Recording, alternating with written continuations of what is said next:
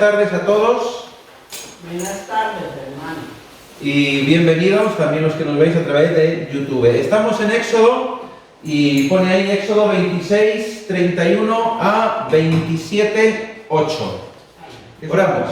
Señor y Padre, queremos darte gracias por tu cuidado, tu bendición y sobre todo porque estás aquí con nosotros en esta tarde y dándonos el privilegio de poder estar reunidos, de poder estar en comunión para aprender de tu palabra, para aprender de ti y para aprender también los unos de los otros. Dirige este tiempo, Señor, y que sea un tiempo de bendición y un tiempo de gloria y honra a ti. Gracias por cada uno de los hermanos y cada uno de los hermanos y cada una de las hermanas que en esta tarde están aquí. En el nombre de tu Hijo Jesús. Amén. Amén.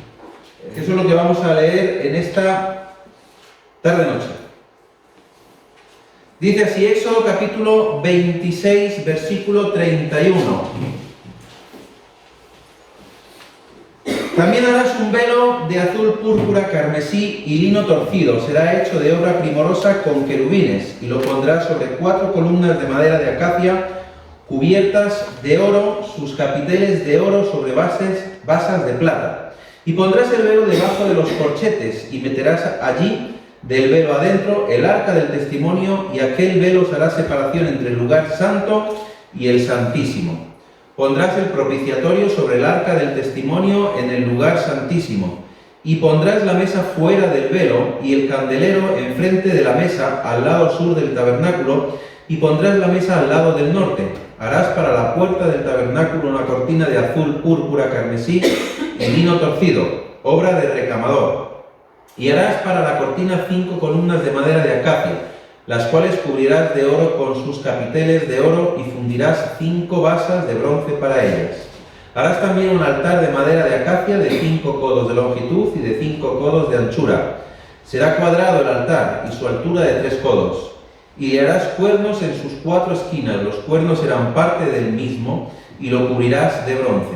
Harás también sus candeleros para recoger la ceniza, y sus paletas, sus tazones, sus garfios y sus braseros. Harás todos sus utensilios de bronce. Y le harás un enrejado de bronce de obra de rejilla, y sobre la rejilla harás 4 anillos de bronce a sus 4 esquinas, y la pondrás dentro del cerco del altar abajo, y llegará la rejilla hasta la mitad del altar. Harás también varas para el altar, varas de madera de acacia, las cuales cubrirás de bronce, y las varas se meterán por los anillos, y estarán aquellas varas a ambos lados del altar cuando sea llevado.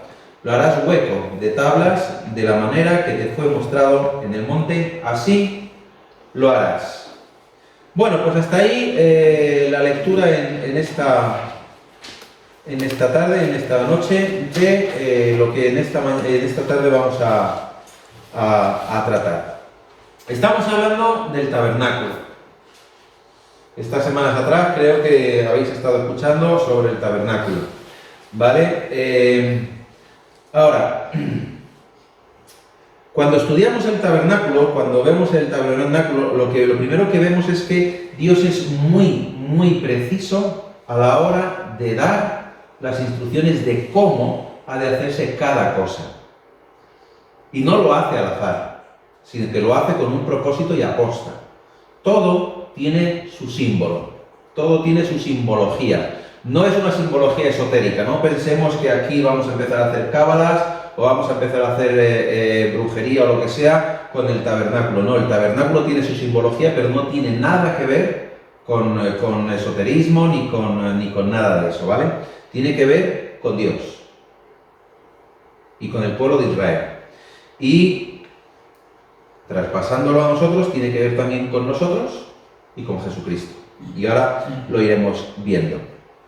Y como digo, Dios es muy preciso en las instrucciones que dio a Moisés en cuanto a la construcción y en cuanto al diseño del tabernáculo. En Éxodo 25:9 lo podemos ver, ¿no? Cómo Dios pues le dice cómo tiene que ser cada cosa, de qué tiene que ser hecha. Hay una palabra aquí que hemos leído que yo no sabía lo que significaba. Y a ver si alguien lo sabe. Recamador. Es un artesano de la ropa, ¿no? De la tela. Más o menos. ¿Cómo se llaman las que bordan en relieve? Se lo he preguntado a Lola y me dice bordadoras. Digo, no, pues es un recamador o una recamadora. Esos son los que bordan en relieve en la tela. Y esta es la palabra que yo sí que la había visto más de una vez, pero bueno, yo pensaba, digo, bueno, pues ya descubriré un día su significado. Y hoy lo he buscado. Hoy digo, no me voy a quedar con las ganas de saber lo que es un recamador. Y recamador es precisamente eso, aquel que borda en la tela, que hace eso. Y como digo, la Biblia muestra a Dios dando esa orden a Moisés en cada detalle, en cada diseño, en cada medida, en cada material, en cada color incluso de las telas. Y cómo tienen que estar dispuesto todo. Y todo esto tiene, como decía, una simbología espiritual. Ahora, ¿qué es el tabernáculo? ¿Veis? Hay muchas representaciones del tabernáculo, ¿vale? Hay algunos que lo representan como si fuera una tienda, ¿vale? Otros, como hemos visto antes, pues es más cuadrado. Pero ¿qué es el tabernáculo? Ahora, según lo que nos enseña, es que el tabernáculo es un santuario terrenal, ¿vale? Es un santuario terrenal y que está diseñado por Dios y ordenado por Dios para su construcción y ordenado a Moisés. Y según, como he dicho antes, según el diseño que le mostró a Moisés. Ahora, el tabernáculo puede ser una imagen de nuestro hogar futuro, estoy diciendo. Es una imagen, ¿vale? ¿Por qué? Porque nosotros ahora mismo nos podríamos encontrar aquí, porque todavía no estamos en la presencia de Dios, ¿vale? Ahora, ¿accedemos a Dios? Sí, pero eso lo vamos a ver más adelante, ¿vale? No adelantemos. Bien, el tabernáculo era el tabernáculo de reunión o el lugar donde la congregación de Israel pues se juntaba, ¿no? Y llevaba allí sus sacrificios y sus ofrendas para presentarlos a Dios. Generalmente lo que se pedía era un animal puro, sin mancha ninguna, sin tara ninguna. No puro de que fuera perfecto, sino que no tuviera una pata rota o una oreja que le faltara un trozo, cosas que tenía que ser, el animal tenía que ser puro en ese sentido. No podía ser cualquier cosa. De hecho, ya veis lo que pasó con Caín y Abel cuando ofrecieron sacrificio delante de Dios. ¿Por qué le agradó a Dios el sacrificio de Abel? Porque le brindaba lo mejor. Porque le dio lo mejor que tenía. Sin embargo, Caín, ¿qué hizo? Bueno, da igual. Lo que tengo, pues lo ofrezco y es de lo que me sobra o de lo que no quiero. Pues ocurría muchas veces. Había mucha gente que hacía eso. ¿Por qué creéis ¿Por qué pensáis que Jesús tuvo que expulsar a todos los mercaderes que estaban en el templo? Porque como esos mercaderes pensaban y sabían que no todos los animales que la gente traía estaban en condiciones, se dedicaban a comprar o a criar animales en condiciones para luego venderlos en el templo. Y claro, Jesús está en contra de eso y tiene que echarlos, ¿vale? Entonces, el tabernáculo era donde se presentaban esos sacrificios y generalmente, pues como digo, eran animales puros y sin defectos. Podía ser un cordero, un chivo, un becerro, un toro, un ave, un pájaro, o sea, algo, pero que fuera sin defecto. El tabernáculo era donde estaba la presencia de Dios. Dios estaba ahí, ¿vale? Por eso Dios tiene tanto empeño en que se construya como Él quiera, se haga como Él quiere que se haga. Porque quien va a estar ahí, la presencia de Dios va a estar ahí. Entonces Dios no puede estar en cualquier lado, evidentemente. Entonces tiene que estar ahí. Y entonces Dios estaba ahí y daba dirección a su pueblo y hemos visto que era una nube de día y era fuego de noche para alumbrar también a los israelitas, al pueblo judío. Ahora, ¿qué simboliza el tabernáculo? Vamos a ir a otra. Aquí lo tenéis más definido, ¿vale? Aquí se ve muchísimo mejor que en el anterior.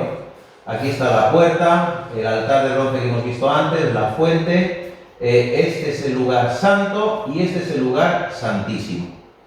Moisés podía entrar en cualquier parte del tabernáculo sin necesidad de hacer ningún sacrificio. Era el único que podía entrar en cualquier sitio. ¿Vale? Los sacerdotes, una vez al año, podían entrar en el lugar santísimo. Solo una vez al año.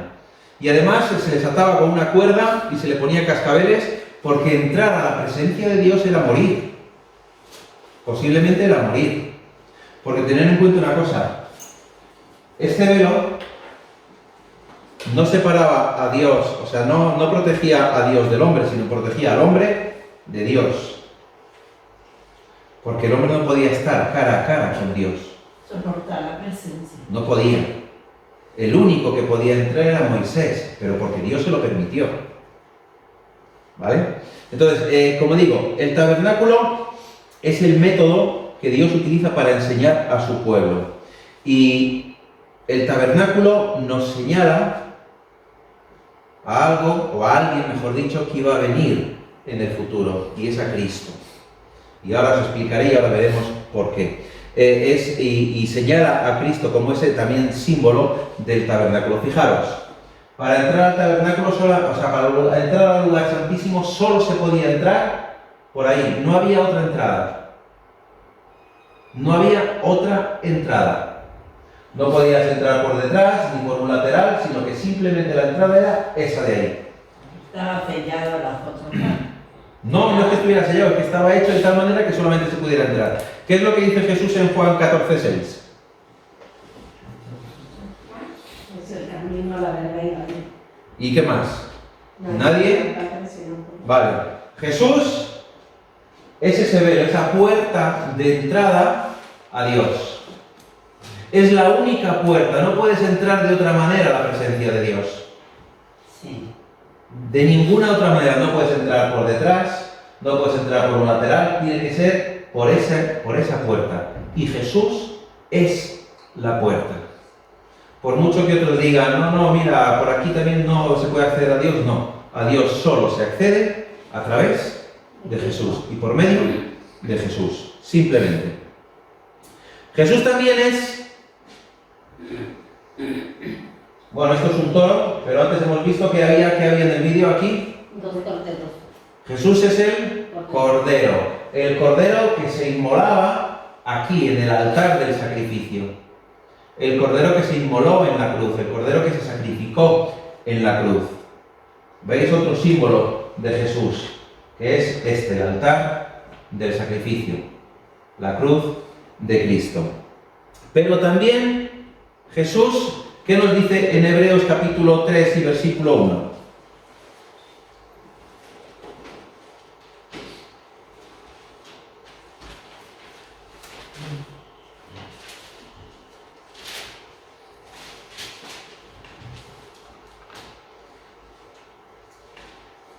Por tanto, hermanos santos, participantes del llamamiento celestial, considerad al apóstol y sumo sacerdote de nuestra profesión, Cristo Jesús, el sacerdote que podía entrar al lugar santísimo. El sacerdote que llevaba el sacrificio para presentarlo a Dios y el que podía entrar en el lugar santísimo. Ese es Jesús. Ese es otro símbolo de Jesús, el sacerdocio. Ahora, Éxodo 25:8 nos dice, vamos a verlo. Si voy muy deprisa me lo decís, es que tengo muchísima información y sé que no voy a poder darla toda, pero quiero dar la más posible. Y hagan un santuario para mí y habitaré en medio de ellos. Dios quiere habitar en medio de su pueblo. Dios no quiere ser un Dios lejano, un Dios que está allá en las alturas y que el pueblo está aquí abajo. Evidentemente sí que había que tener una separación por una razón. ¿Qué es lo que ocurre en el huerto del Edén? Cuando la serpiente engaña a Adán y a Eva. El pecado entra en el mundo. Dios no puede estar en contacto con el pecado. Por lo tanto, ese velo separaba a Dios del pecado. porque Dios no puede estar en contacto con el pecado. Pero lo que Dios quiere es habitar entre su pueblo, habitar en medio de ellos. No quiere estar lejano, no quiere ser un Dios lejano, quiere ser un Dios cercano. Aunque muchos digan, no, es que el Dios del Antiguo Testamento es un Dios lejano. No, porque precisamente nos dice, habitaré en medio de ellos, quiero estar en medio de ellos. ¿Qué es lo que hizo Jesús? Vivir en medio ¿de quién? Del pueblo, ¿verdad? Y ahora Dios está aquí con nosotros y Jesús está aquí con nosotros, en medio de nosotros. No quiere ser un Dios lejano. Por lo tanto, ¿qué ocurre? Esto es sombra de lo que vendría. Todo esto que estamos viendo es sombra de lo que vendría Jesús a hacer el sacrificio perfecto, único y suficiente para siempre. Ya no tenemos que estar entrando aquí, ofreciendo, dándole al sacerdote el cordero, el pichón, el chivo expiatorio, el toro o lo que queráis, para que el sacerdote lo sacrifique ahí y después vaya al lugar santísimo a ofrecérselo al Señor. No, porque Jesús ya lo ha hecho para siempre. Ya no hay que hacer nada más. Ya no hay que hacer nada más. Ahora, si entramos a ver las partes del tabernáculo, aquí tenéis, ¿vale? Uno es el lugar santísimo, que es aquel de allí. Dos, el arca del pacto, que está ahí. Ahora la veremos un poco más en detalle. Hay que deciros una cosa, en internet hay muchísima información, pero ninguna es una réplica exacta de lo que Dios mandó construir, igual que el candelabro. No hay. La única imagen que hay de lo que es el candelabro que entonces se construyó, está en Roma, en un arco. En el arco de Tito es o de Constantino, de Tito. Allí hay un arco del triunfo, está representado pues el saqueo a Jerusalén, y entonces allí aparece el candelabro. Pero resulta que le faltan trocitos, porque claro, con el tiempo pues se ha ido deteriorando. Pero es la única imagen del candelabro que se construyó. Todo lo demás son suposiciones, igual que todo lo que podemos ver son suposiciones de lo que podría haber sido el tabernáculo. Nada es exacto a lo que Dios mandó construir. El segundo velo, el altar del incienso, el candelabro o la menorá, como hemos visto antes. Este es el lugar santo, la mesa de la propiciación. Apágalo, por favor. El móvil está apagado. Se enciende con tu voz. El primer velo, y luego todo esto es la cubierta del tabernáculo, que se cubrió con diferentes telas, y cada tela también tiene su significado y su simbolismo, ¿vale? Nada de lo que hay en el tabernáculo está hecho al azar. Las medidas del tabernáculo, igual, no son al azar. La disposición del tabernáculo, lo mismo, no es al azar. La entrada estaba en el este. ¿Por dónde sale el sol? ¿Dios qué es? Luz, ¿verdad? Por lo tanto, al entrar por aquí, el sol estaba incidiendo directamente, dando luz a todo el tabernáculo. Dios es luz. Por eso la disposición, para que la luz esté continuamente allí en el tabernáculo, para que no haya sombra ninguna, ni tiniebla ninguna dentro del tabernáculo, porque allí estaba Dios. Entonces tenemos, la entrada era por el este, y lo primero que te encontrabas era el altar de bronce, después el lavatorio, y este es el atrio. Aquí es donde podía entrar el pueblo. El pueblo podía entrar hasta aquí, más allá no podía entrar. Cuando David toma los panes de la proposición, los toma de aquí, ¿vale? Entra donde no le estaba permitido entrar, pero entró por un motivo, ¿vale? Que ahora no vamos a entrar en ello. Este es el lugar santo. El lugar santo y el lugar santísimo tenían 15 metros de largo. Podemos decir que el lugar santo y el lugar santísimo más o menos era desde aquí hasta el final, un poquito más, ¿vale? Estas eran las medidas. 6 metros de ancho, Esto me parece que son, la anchura máxima son 7 metros, así que imaginaros más o menos, ¿vale? Y la verja por fuera, que solamente también tenía una sola entrada, que era la del este, pues eran 22 metros y medio de ancho por 45 metros de largo. Y, como digo, este, norte, sur y oeste. Hemos leído que la mesa se dispusiera en el norte. Aquí está. La mesa en el norte, la mesa de la propiciación.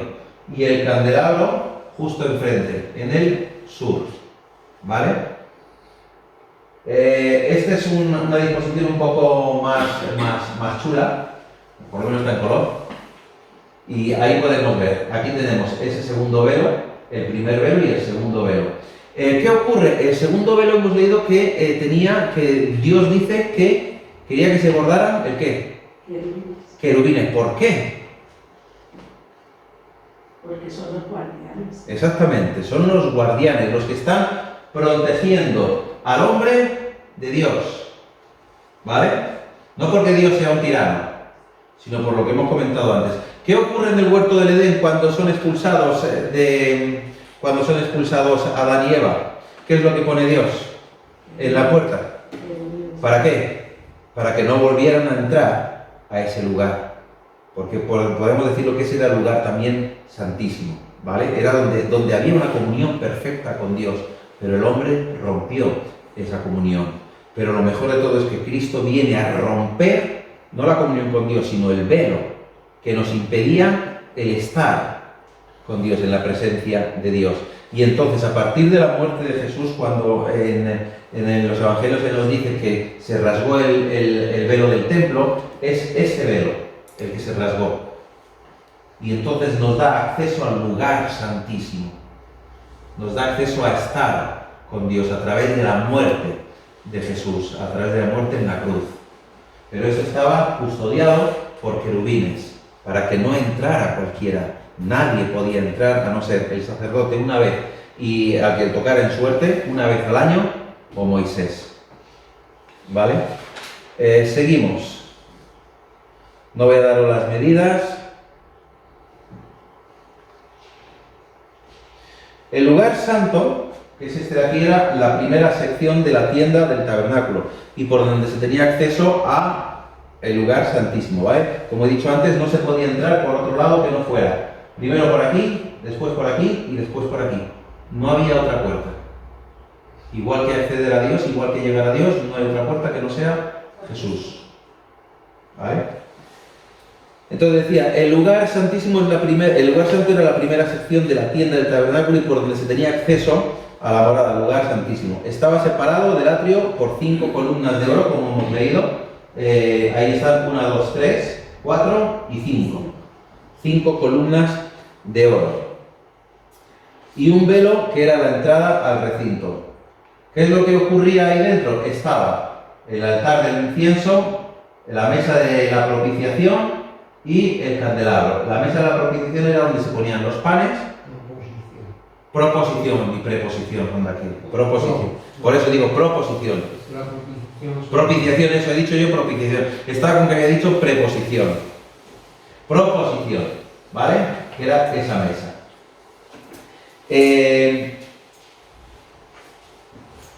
Estos son los utensilios que había en el lugar santo y eran los encargados de mantener todo esto, eran los sacerdotes. Nadie más podía hacer eso. El lugar santísimo era la sección de la tienda del tabernáculo donde se encontraba la presencia de Dios. Ahí es donde estaba la presencia de Dios.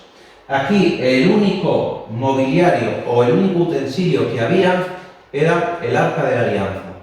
Y el arca de la alianza contenía las tablas de la ley, una porción del maná y ¿qué más?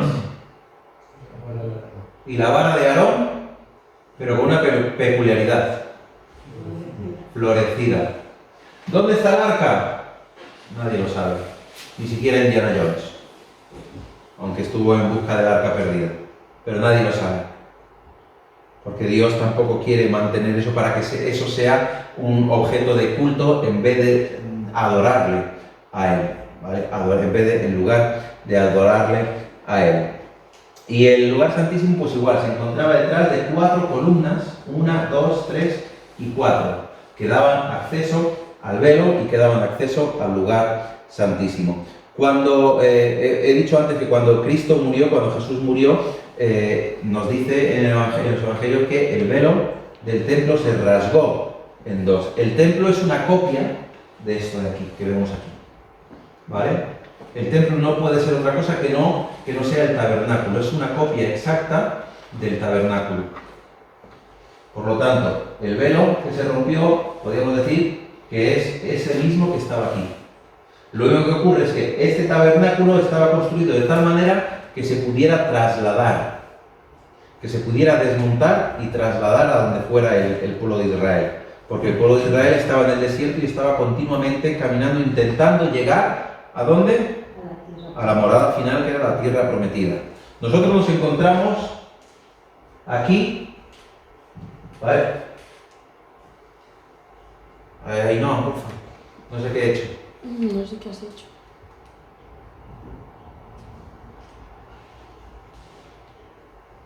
Vale, nosotros nos encontramos aquí, de camino aquí, a estar en la presencia de Dios, que es diferente a que nosotros tenemos ya acceso a Dios y podemos llamarle Padre. Una cosa es estar en la presencia de Dios, que estaremos un día en la presencia de Dios, ¿vale? Que estaremos con Él, que estaremos, por decirlo de alguna manera, en el lugar santísimo. Y otra cosa es tener acceso directo ya a Dios. Podemos llamarle Padre a través de Jesucristo, por su muerte. ¿Vale? Tenemos que diferenciar esas dos cosas. El que un día estemos delante de la presencia de Dios, gozándonos con Él por toda la eternidad, y que tenemos acceso a Él para poder hablar tranquilamente con Él. No necesitamos sacerdote, ninguno. Nosotros mismos somos los propios sacerdotes. Que ese es otro tema, el sacerdocio de cada creyente.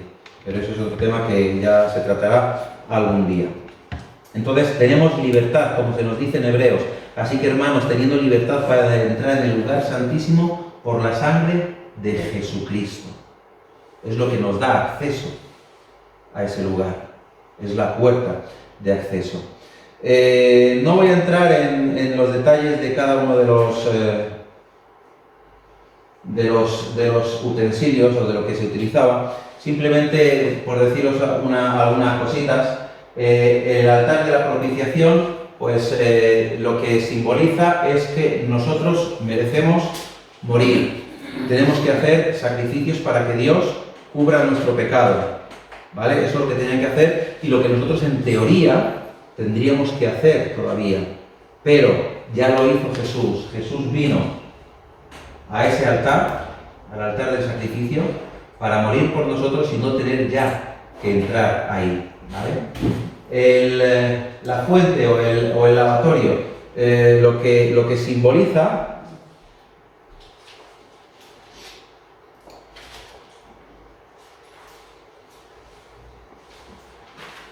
lo he perdido, lugar santo.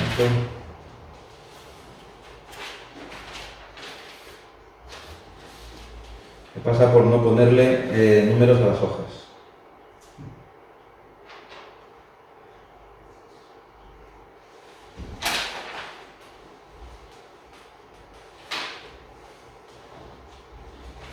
Lo tenía, no lo encuentro. Bueno, lo que simboliza es los sacerdotes tenían que lavarse aquí para poder entrar al lugar santo, ¿vale? Entonces nosotros para entrar en la presencia de Dios tenemos que lavarnos de nuestros pecados. ¿Cómo nos lavamos de nuestros pecados? ¿Cómo nos limpiamos de nuestros pecados? Orando. Con la palabra de Dios. Sí, con la palabra de Dios, ¿vale? Pero también por medio de la sangre de Jesucristo. Nos limpia, nos lava, es la representación de esa, por decirlo, de ese lavatorio, ¿no? De que somos limpios en la sangre de Cristo, por la sangre de Cristo, para poder tener acceso al lugar santo y luego al lugar santísimo.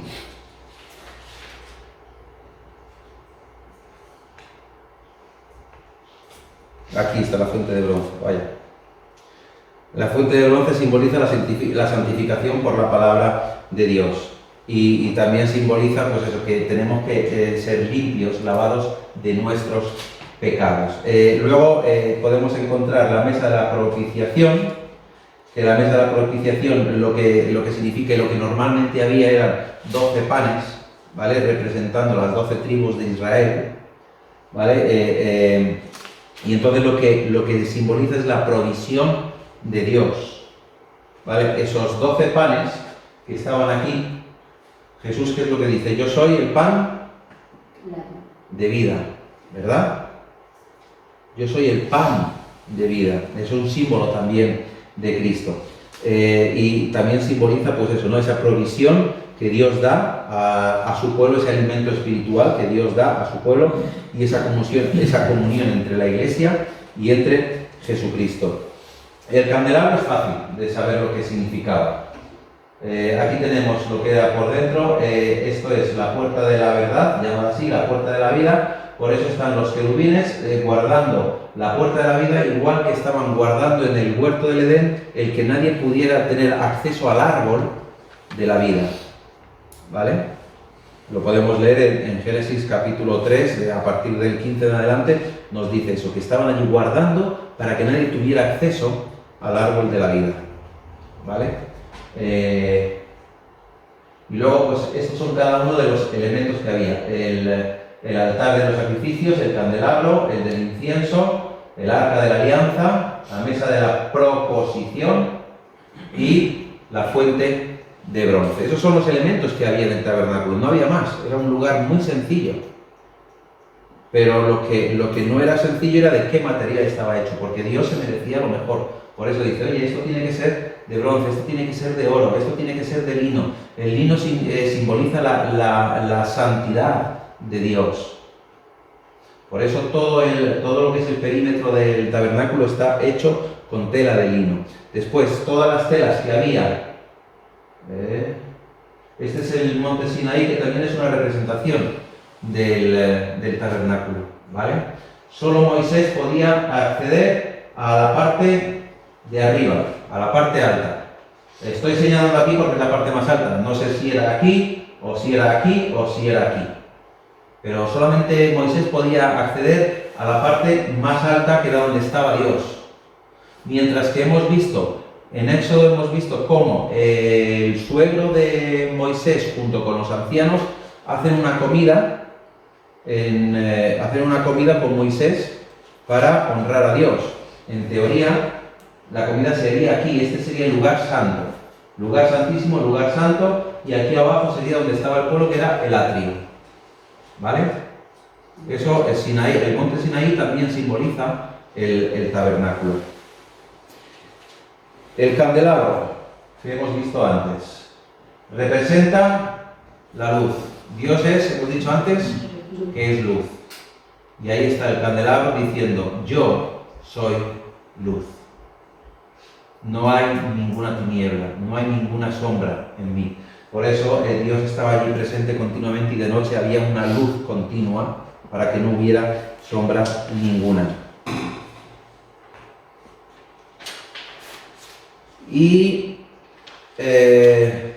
como digo, es que tengo muchísima información. Lo último que quiero daros para que entendamos más sobre el tabernáculo y lo veamos, el velo del tabernáculo, ¿vale? El velo del tabernáculo, aquí está, estaba hecho, como hemos leído, de tela azul, de tela púrpura y de tela carmesí y lino torcido, lino que estaba pues haciendo esas ondas. Y ese velo representa esa separación de Dios y la humanidad a causa del pecado. Por eso una vez al año se entraba ahí para esa expiación de los pecados. Y el velo representa, en parte, este velo lo que representa es la humanidad también. Buenas noches. La humanidad de Jesús. Jesús viene, se encarna en hombre, en un ser humano, ¿vale? Y viene con un propósito, para morir, para romper ese velo. Pero mientras que ese velo no se rompe, está todavía ese impedimento de acercarnos a Dios, Y él está continuamente diciendo, acercaos porque el reino de Dios se ha acercado a vosotros. Y una vez que muere, ya se acabó, ya podemos tener acceso al Padre. Y por último quiero daros lo que significaban o lo que eran las telas que había, aquí está, las telas que había que las vemos aquí, ¿vale? Las telas que cubrían el tabernáculo. Había una tela que era la última, que era la que protegía a todo de los elementos naturales, de la lluvia, del sol y demás, ¿vale? Eso es lógico, es obvio. Pero hay una tela que es el azul, había una tela azul que representaba el cielo, que representaba al Señor Jesús vino del cielo, ¿no? Y Dios estaba en el cielo. Entonces, lo que nos enseña ese verso es que nuestra salvación, ¿de dónde viene? Viene de arriba, viene del cielo, viene de parte de Dios. Había una tela púrpura que es el color de la realeza. Si os dais cuenta, los cardenales y demás visten de color púrpura, porque son los príncipes y los nobles de la Iglesia católica, ¿no? Entonces visten de púrpura simbolizando esa realeza. Pero esto lo que simboliza es que nos habla de que nuestro Salvador es Rey, de que Dios es Dios sobre todo dioses, sobre todos los dioses, que Él es quien gobierna en todo. Entonces es símbolo de esa realeza. Había una tela roja que representaba el color de la sangre, el color del sacrificio, el color de esa sangre sacrificada y el color de la sangre de Jesús derramada en la cruz. Y el lino también, el lino blanco, como digo, que era el color de la pureza, representaba la santidad y la justicia de Dios y nos recuerda que hemos sido justificados por medio de Jesús, cuando Jesús vino aquí, cuando Jesús murió en la cruz y resucitó y está a la diestra del Padre, y cuando, como dice, cuando Satanás va a tratar de acusarnos delante de Dios, allí está Jesús diciendo, no puedes acusarle o no puedes acusarla, porque yo ya he pagado por sus pecados. Bueno, pues tenía mucho más, pero por amor al tiempo y por amor a vosotros no vamos a profundizar mucho más. Pero al final el tabernáculo es un símbolo de Jesús, es un tipo de Jesús, representa a Jesús. Cada una de las partes del tabernáculo representan a Jesús, llevándonos hacia Dios, hacia nuestro Padre, a poder clamarle como nuestro Padre, mediante su sacrificio, mediante la limpieza o el lavado de nuestros pecados allí con la sangre de Jesús y mediante su sacerdocio real delante de Dios el Padre y rompiendo el velo para que nosotros tuviéramos acceso a Dios. Amén. Amén.